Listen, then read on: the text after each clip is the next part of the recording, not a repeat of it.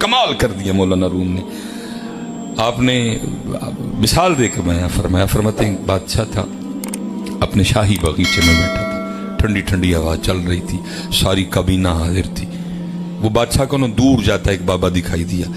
وہ بابا دیکھ کے نا بادشاہ کو شرارت سوجی, اپنی کابینہ کو کہتا ہے تمہیں ذرا بابے کا شغل نہ دکھاؤں. اب کون تھا جو بابے کو آگے سے بادشاہ کو کہتا ہو بابا, بادشاہ خدا کا خوف کھا. محبوب پاک علیہ السلام فرما رہے ہیں جو اپنے چھوٹوں پہ شفقت نہ کرے, اپنے بڑوں کا ادب نہ کرے, وہ ہم میں سے نہیں ہے. تو کیا کہہ رہا ہے کہ بابے کا شغل دکھاؤں؟ کوئی نہیں بولا حضرت. سب نے کہا جی جی جی جی. اس نے پیچھے کھڑے سپاہی کو کہا وہ جو بابا جا رہا ہے اس کو بلا کے لا. مختصر بابا آ گیا. بادشاہ نے نا اپنی جیب سے سرخ رنگ کا رومال نکالا اور بابے کو دے کے کہتا ہے بابا مجھ سمیت سب کو دیکھ, اور جو سب سے زیادہ بے وقوف دکھائی دیتا ہے یہ رومال اس کی گود میں رکھ دو. اس بابے نے میری طرح بال سفید نہیں کیے تھے. وہ بابا کسی بابے کے پاس بیٹھ کے بابا بناتا ہے, اور جو بابا کسی بابے کے پاس بیٹھ کے بابا بنے نا پھر اس کا مسلک یہی ہوتا ہے برا ڈھونڈن چلنی یا جگ میں برا نہ کوئی, جدو اپنے آپ نو ویکھیا مجھ سے برا نہ کوئی. حضرت اس نے سب کو دیکھا, رومال اپنی جیب میں ڈالا اور واپس چلا گیا. مولانا روم فرماتے ہیں کچھ عرصہ گزرا, بادشاہ کو ایک بیماری نے آپ پکڑا جس کی تشخیص ہی نہیں کی جا سکی کہ بیماری ہے کیا. طبیب تھک گئے دوائیاں دے دے کے, کسی نے کوئی دی کسی نے کوئی دی, آرام نہیں آیا. بادشاہ دن بدن کمزور کمزور کمزور, یہاں تک کہ دوائیاں بند کر دی گئیں.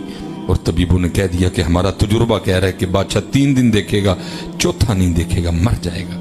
اب فیصلہ یہ ہو بھائی دن جو 3 رہ گئے ہیں تو پھر اس طرح کرو کہ ایک دن رعایا اور بادشاہ کی ایک ملاقات ہی کروا دو. حضرت بادشاہ کے لیے ایک پلنگ بنایا گیا, اس طرح کا راستہ بنایا گیا, ایک ایک بندہ آتا جاتا بادشاہ کو دیکھتا جاتا گزرتا جاتا. اب مولانا روم فرماتے ہیں انہی لوگوں میں نا رومال والا بابا بھی آ گیا. اب کیونکہ ملاقات ایک تھی, دوسرا بادشاہ تھا بیمار, اس کو بابا ہی نہیں یاد کوئی.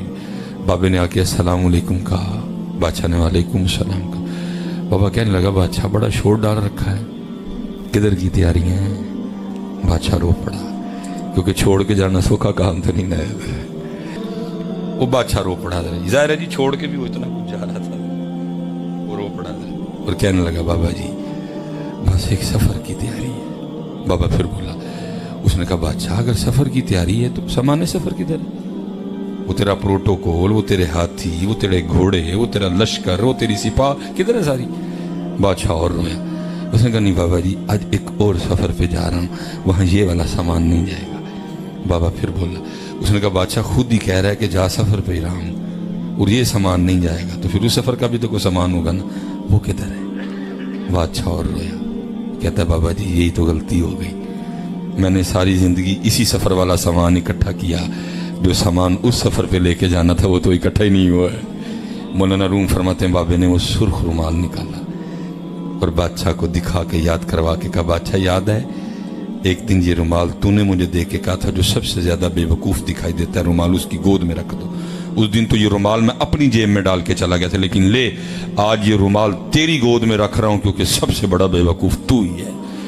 جس کو اللہ نے وقت دیا, جس کو اللہ نے ٹائم دیا, جس کو اللہ نے مہلت دی, جس کو اللہ نے عقل دی, جس کو اللہ نے شعور دیا, جس کو اللہ نے مسلمان کے گھر میں پیدا کیا, اس نے پھر بھی وہ سامان ہی نہیں اکٹھا کیا جو اس سفر پہ لے کے جانا ہے. یہ مثال بیان کرنے کے بعد مولانا روم فرماتے ہیں بندیا کہ تمہیں بادشاہ دی طرح ہے ہی غلطی نہ کر دے کہ ساری زندگی وہی سامان اکٹھا کرتا رہے جڑا ہے سفر والا ہے, اور وہ سامان اکٹھا ہی نہ کرے جڑا وہ سفر تے لے کے جانا ہے.